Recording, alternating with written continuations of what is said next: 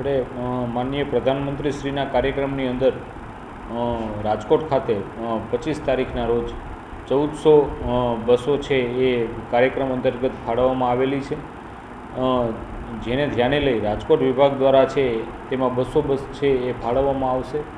પરંતુ જે route control કરવાની વાત છે, તો જે રૂટ ઉપર અન્ય બસો છે એ પેસેન્જરને મળતી હોય તેમાંથીને જ આપણે બસ છે એ કંટ્રોલ કરશું.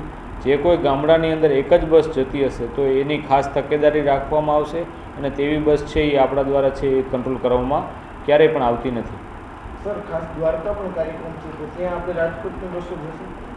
દ્વારકાના કાર્યક્રમની અંદર રાજકોટ વિભાગની અંદરથી બસો ફાળવવામાં નથી આવી, કારણ કે રાજકોટ ખાતે પણ તે જ દિવસે કાર્યક્રમ હોય, તેથી રાજકોટ વિભાગની બસો છે એ દ્વારકાની અંદર કાર્યક્રમ છે તેમાં ફાળવવામાં નથી આવેલી.